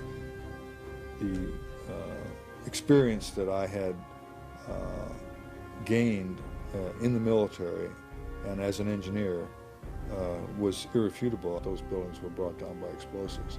Well, the American Society of Civil Engineers was brought into this investigation early on, issued a report without any significant forensic examination. For the American Society of Civil Engineers to ignore those events is extremely disturbing and is a violation, in my opinion, of their professional code of ethics. The only thing that you can say about their participation in this is that it must have been an orchestrated cover-up. So the preconceived notion of NIST is that there's no evidence for explosives, and so there's no point in looking. That is the most unscientific thing that you can possibly think of, not to look because you don't expect to find evidence, and in fact the evidence is overwhelming. They state these conclusions for which there's virtually no evidence, and then they ignore conclusions that can be drawn from the evidence. It is my opinion, as a former 12 Bravo combat engineer, well trained in the use of explosives, that this building, all 3 buildings, were brought down as a result of controlled demolitions. Elevator company personnel had 24/7 access to the shafts, which is the normal time in the evening and early morning hours when they perform their maintenance. And, of course, their access to the elevator shafts gave them total access to the surrounding core columns, the interior of the core columns. It took some kind of consciousness raising on my part before I was willing to look at the possibilities. And really, you need to go where the evidence leads. We know we've been lied to about 9/11. We don't know for sure who did it. We don't know exactly how they did everything. And that's why we need a new investigation to find out. But in the meantime, there are things we do know. We do know that there was a massive cover-up, that there was evidence hidden and destroyed. And given these conclusions, what remedy do these professionals recommend? The 3 skyscrapers were taken down in a controlled demolition. And all we're asking for is a new investigation. And the NIST also will investigate the dust for remaining explosives. At Firefighters for 9/11 Truth, that's what we're asking for. Is we're asking for an investigation that follows national standards. I'm Jody Gibbs. I was licensed for general building and heavy construction as well as architecture over 35 years ago. I was educated at Yale University, the Harvard Graduate School of Design, the Yale Graduate School of Art and Architecture, and I taught at MIT as an adjunct faculty for a number of years in the Graduate School of Architecture. My reasons for looking and demanding and urging people to see that we get a judicial investigation are really very simple. No high-rise steel structure has ever been destroyed by a fire in the history of construction. We have eyewitness testimony of firemen, policemen, news reporters, and occupants of the building to explosions, an enormous number of eyewitness testimonies. Fourth, the buildings fall at a speed which can only occur if the structure has been removed, the vertical structure. Large multi-ton beams were hurled hundreds of yards laterally. Gravity works vertically, not laterally.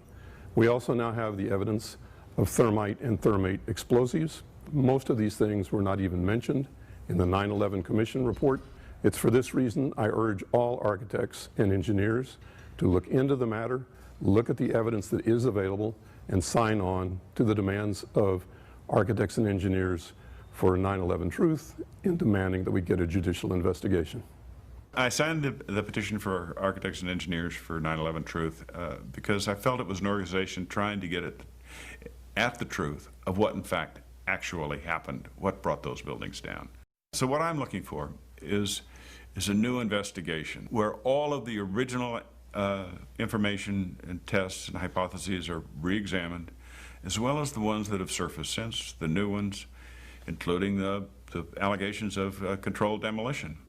I don't think any of us are pointing fingers at this time. We're just saying, let's reopen it. Let's look at it objectively. Let's look at the evidence, not these fabricated computer models and hearsay and all these predetermined conclusions. Let's really open it up again and investigate this thing properly and then come to conclusions. In my 37 years of experience as a structural engineer, I have never seen modes of failure such as have been exhibited in the case of these buildings, and that's why I feel that we need a new independent investigation to explain the destruction of these three buildings. I strongly support an independent investigation into what actually occurred. There are many problems, and in fact, as a forensic engineer, I can tell you that unfortunately, the government has destroyed much of the evidence. That we could do an appropriate investigation, and an investigation could be done that would be independent of the government, independent of all of the influences that obviously were in effect during the NIST investigation. Based on the evidence available, I feel that we must demand a new investigation into the destruction of the World Trade Center towers and NIST itself. We need to have an investigation of NIST themselves. I believe that the reports that came out are not true. I believe there's a lot of information that was omitted, blatantly or otherwise. I strongly feel that an international commission should be formed to look at this matter in an unbiased manner and come to a conclusion that could be presented to the entire engineering community. We have a professional responsibility, and I urge every engineer and architect and demolitions expert and anybody that has any knowledge in this field to examine the evidence and stand up and be counted, because the rest of the world is depending upon us. I would like to see a real investigation. I'd like to see people on the inside who really know what happened. I'd like to see some of those come out. There's some very good scientists, I'm sure, at NIST, and their life's work is getting distorted and used for political purposes. What happened on 9/11 is not something that is just going to go away. This is very pertinent to us today. I wish to further the investigation, and I want to make a difference because I want this to be a safe and better place for my children. I signed the petition on the Architect and Engineers 9/11 Truth website mainly because I wanted to stand behind the families that lost people on 9/11. The 9/11 Truth movement was started by the families that lost loved ones on that day, and they were all out there alone screaming for help, and our own country was ignoring them and ignoring their needs and not taking care of them the way we should have after that happened. We have not been told the truth, we deserve the truth, and so do the victims. We need to come together again as a country. I believe that this one event split our country in half. And the only way we're going to come back together is to reopen the wound, talk about this in an open dialogue, Most of us who have lived with the events of 9/11 have, as a result, experienced some kind of trauma. It can be very difficult to come to terms with what actually happened at the World Trade Center. In fact, someone told me recently, "I wouldn't believe what you're telling me even if it were true." Our petition signers with psychological expertise have stepped forward to offer their insight. While this segment is clearly outside the knowledge base of the architects and engineers for 9/11 Truth, these experts in psychology highlight their valuable experience for us as to why this evidence can still be so difficult for people to accept. At this point, we have 9 years of hard scientific evidence that disproves the government theory about what happened on September 11th, and yet people continue to be either oblivious to the fact that this information exists or completely resistant to looking at this information. So the question becomes why? Why is it that people have so much trouble hearing this information? From my work, I think we would be remiss not to look at the impact of trauma. My name is Marty Hopper, and I'm a PhD clinical psychologist. I've been working and living for the past 30 years here in Boulder, Colorado. For the past 11 years, my work has focused on helping people who have experienced personal trauma. Now, as we know, the horrors of what happened on 9/11 were televised all over the world, and they were televised, in fact, live. We witnessed the deaths of almost 3,000 of our fellow Americans. We know this had a very severe and traumatic impact on a majority of the population. I myself cried for weeks after September 11th. A friend of mine who is a psychologist in practice here in Boulder said that her caseload increased tremendously after 9/11, and people that she hadn't seen in 10 years were coming back into her practice. So I think it's safe to say that collectively as a nation, because of what happened on September 11th, we experienced trauma. I'm Fran Schur, and I have a master's degree from the University of Colorado. I've had a private practice as a psychotherapist and as a licensed professional counselor for about 20 years. Why do people resist this information, the information that shows that the official story about 9/11 cannot be true? What I've learned is that as humans, each of us have a worldview, and that worldview is usually formed in great part by the culture we grow up in. When we hear information that contradicts our worldview, social psychologists call the resulting insecurity cognitive dissonance. For example, with 9/11, we have one cognition, which is what the official story of 9/11, what our government told us, what our media repeated to us over and over, that 19 Muslims attacked us. On the other hand, we have what scientists, researchers, architects, engineers are now beginning to tell us, which is that there is evidence that shows that the official story cannot be true. So now we've lost our sense of security. We are starting to feel vulnerable. Now we're confused. 9/11 Truth challenges some of our most fundamental beliefs about our government and about our country. When your beliefs are challenged or when two beliefs are inconsistent, cognitive dissonance is created. 9/11 Truth challenges the beliefs that our country protects us and keeps us safe and that America is the good guy. My name is Bob Hopper, and I have a PhD in clinical psychology from the University of Cincinnati. For the past 29 years, I've been a licensed PhD clinical psychologist in Boulder, Colorado. When your beliefs are challenged, fear and anxiety are created. In response to that, our psychological defenses kick in, and they protect us from these emotions. Denial, which is probably the most primitive psychological defense, is the one most likely to kick in when our beliefs are challenged. I'm Danielle Dupré, PhD, originally from Switzerland, where I studied psychology and psychoanalysis. For the past 15 years, I've been empowering people who have experienced significant trauma. America is a powerful nation. It has never been attacked.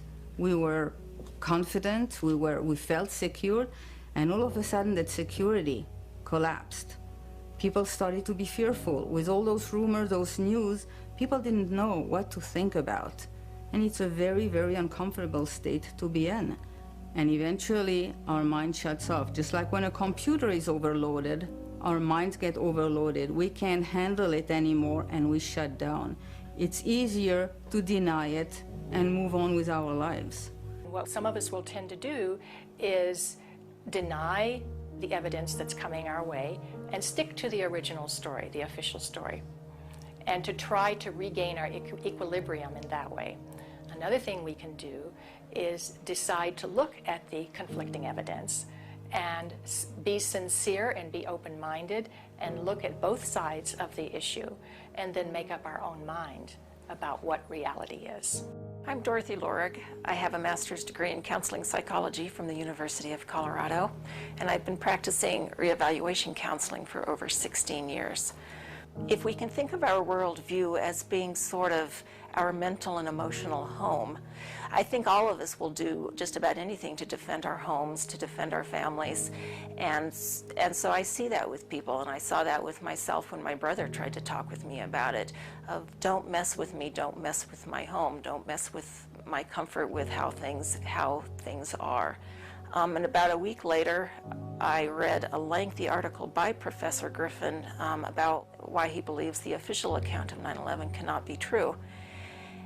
And it was a very well-researched article. I was in my office at the time. I sat there and I felt my stomach churning. I thought maybe I was going to be sick. And I leaped out of my chair and ran out the door and took a long walk around the block, around several blocks, and just broke down. I understand now that what was happening was my worldview about my government being in some way my protector, almost like a parent, had been dashed, and it was like being cast out into the wilderness, I think is the closest way to describe that feeling. And I sobbed, felt like the ground had completely disappeared beneath my feet. And I knew at some point during the walk that I knew that I was going to have to become active in educating other people about this, that for me to retain any sense of integrity, I was going to have to take some action. I couldn't just let something like this go. Many people respond to these truths in a very deep way. Some have a visceral reaction like they've been punched in the stomach.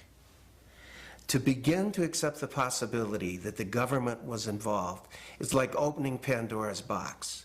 If you open the lid and peek in a little bit, it's going to challenge some of your fundamental beliefs about the world. Well, here are a few of those spontaneous initial reactions to hearing the contradictory evidence about 9/11. I don't want to know the truth, or I'd become too negative and psychologically go downhill. I'm not sure I want to know. If this is true, then up would be down and down would be up. My life would never be the same. Fran, I refuse to believe that many Americans could be that treasonous. Someone would have talked, but these are beliefs. They are not scientific facts, but these beliefs do keep us from looking at the empirical evidence. I'm David Ray Griffin. I taught philosophy of religion and theology at the Claremont School of Theology and Claremont Graduate University. I published about 35 books in my field, but then starting in 2004, I started publishing about 9/11, and since that time I have published 10 books about 9/11. You have empirical people who will simply say, look at the evidence, and if it's convincing, I will change my mind. Other people are paradigmatic people. They have a paradigm. They say, this is the way the world works, and I'm convinced this is the right way the world works. 9/11 doesn't fit into that paradigm. So I don't need to look at the evidence. It's paradigmatic. And then there is a third type of person that we often call wishful thinkers. I call it wishful and fearful thinking. So they simply will not believe something that they fear to be the truth. And I found that maybe to be the most powerful factor of people rejecting 9/11 truth and not even entertaining the evidence. So whenever we say, I refuse to believe, we can be sure that the evidence that's coming our way is not bearable and that it's conflicting with our worldview much too much. Denial protects people from this kind of anxiety. As I thought about all of these responses, I realized that what is common to every one of them is the emotion of fear. People are afraid of being ostracized, they're afraid of being alienated, they're afraid of being shunned, they're afraid of their lives being inconvenienced, they'd have to change their lives, they're afraid of being confused, they're afraid of psychological deterioration, they're afraid of feeling helpless and vulnerable. And they're afraid that they won't be able to handle the feelings that are coming up. None of us want to feel helpless and vulnerable. So we want to defend ourselves. And the way we often do that is with anger. So then we become angry. And when we become angry, then we become indignant. We become offended. We want to ridicule the messenger. We want to pathologize the messenger. And we want to censor the messenger. So how can we overcome this resistance and denial? The first thing is to meet people where they're at. One thing is that we need to raise people's awareness about this through what I would call gentle dialogue and gentle questioning. My name is John Freedom. I'm a counselor in private practice here in Tucson, Arizona, which I've been for the past 20 years. I hold a master's level certification in NLP, which is neuro-linguistic programming. So it doesn't work to challenge people's belief or immediately tell them, I know the truth about 9/11, but a good way is to ask questions, ask open-ended questions, and lead them into a dialogue and discussion about it. Healing comes through facing the truth, experiencing it, allowing the feelings to come in, so that if there are feelings of fear that perhaps these events were caused by something that we haven't thought about yet, dark elements within our society, for example, we'll let that come in and explore it. Let the light shine on whatever happened. This will be the most healing process. The Germans did this after their war. The South Africans did this after apartheid. Reconciliation through the truth is what is a deep path to psychological recovery from the myths and lies around which this historic event has been cloaked in the official view. I am Professor William Woodward.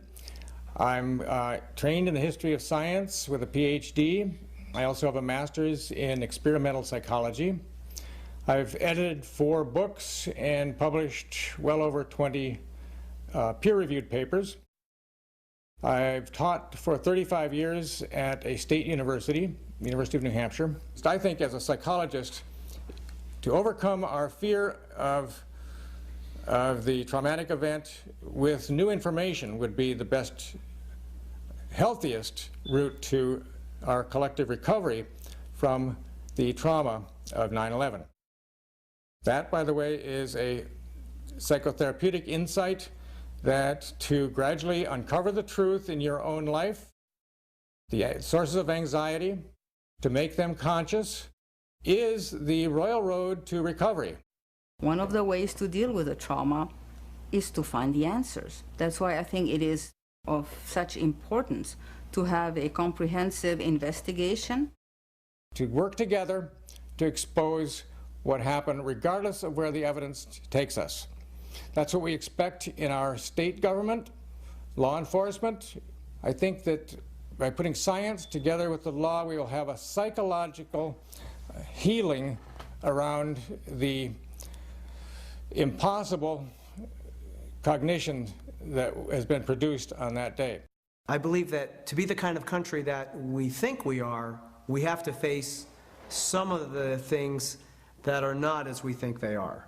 I'm Robert Griffin. I am a licensed psychologist practicing in Pennsylvania for 25 years. I am a member of Psychologists for Social Responsibility, and I am past president of the Northeastern Pennsylvania Psychological Association. After World War II, part of the way that Jewish people honored the dead was by making sure that the truth was known and that the value of these people was respected. Not pursuing the truth about 9/11 disrespects the value of the life of the people that died. Thinking that we're above such things, that it could happen in other countries, but it couldn't happen here, that's a lack of humility, and that's excessive pride. And so not being able to see our dark side or our weaknesses is the most dangerous thing. The observation that pride is one of the basic human flaws is absolutely correct. This is especially true for Americans because we for a long time looked at other nations and say, oh, they're in such bad shape, but luckily we don't have those problems. We don't have leaders who would do those things that were done in the Soviet Union, or done in Germany, or done in Japan, and on down the list. So this is a type of pride that Americans have. A feature of American history that makes us particularly liable to this pride is this notion that's called exceptionalism, that America is the exceptional nation. And that began from the beginning. As this country was formed, the people would say, well, there was so much evil in the European countries, so much cheating, so much lying, so much using the people for the rulers' purposes, but not in America. We have leaders that are free from those sins. So I think this has made 9/11 particularly difficult for Americans. Anyone can make mistakes, but our ideals and our principles get us back, on track. This is one of the defining issues of our time. So we need to understand that questioning is patriotic. Questioning is what we're supposed to do as citizens. That's our duty. When we come to the national level, when something like 9/11 happens, we need to be sure that we have a real investigation into who the perpetrators are, and then we need to be sure that those perpetrators are held legally accountable. It's part of the healing process on the individual level as on the collective level. We need the truth in order to heal. 10 years later, the deep wounds from 9/11 have yet to heal. Nothing hits closer to home than the loss that these family members continue to endure, along with the torment of their unanswered questions. My name is Bob McIlvaine. I'm from right outside the Philadelphia area, and I'm the father of Bobby McIlvaine, who was killed in the lobby of the North Tower on September 11, 2001. But I've been searching to get the truth of exactly what happened to Bobby, and Bobby is a very interesting story. Bobby was one of the first 10 bodies found. We took him home that week. We were one of the few. Well, I finally found the doctor who examined him. He gave me an outline of a body, and he described all the injuries he had. But the fact is that all his injuries were in the face, the front of his face was blown off, massive cuts in his chest, and his right arm were blown off. To me, that means explosion. My brother was my best friend. David has always been a firefighter. My brother went in to save people's lives. I'm a family member trying to find out the answers to the murder of 3,000 plus people. I'm Jane Policino. My husband Steve was 48 years old when he was killed on September 11th. I have no identification. You know, why is that? And you're sort of left with all these question marks, which is harder to deal with than the pain of losing somebody in that way.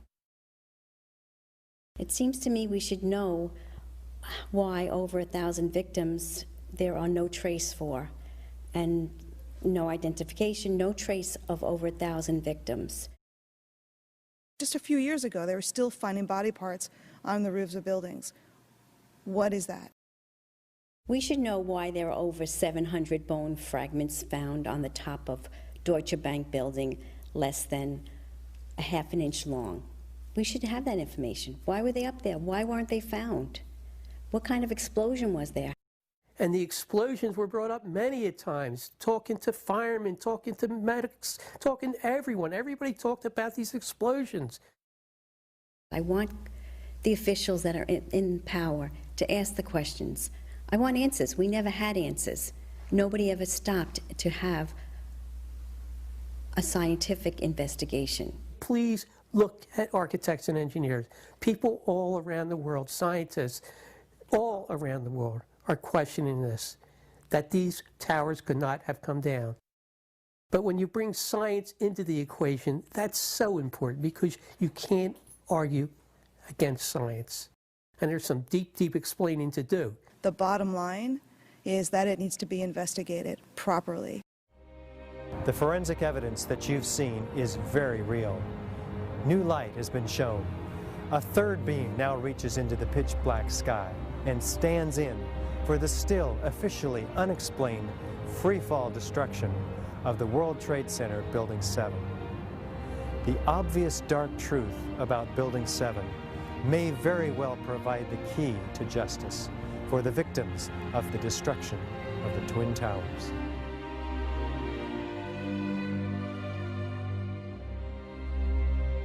The country owns this. We were all victims.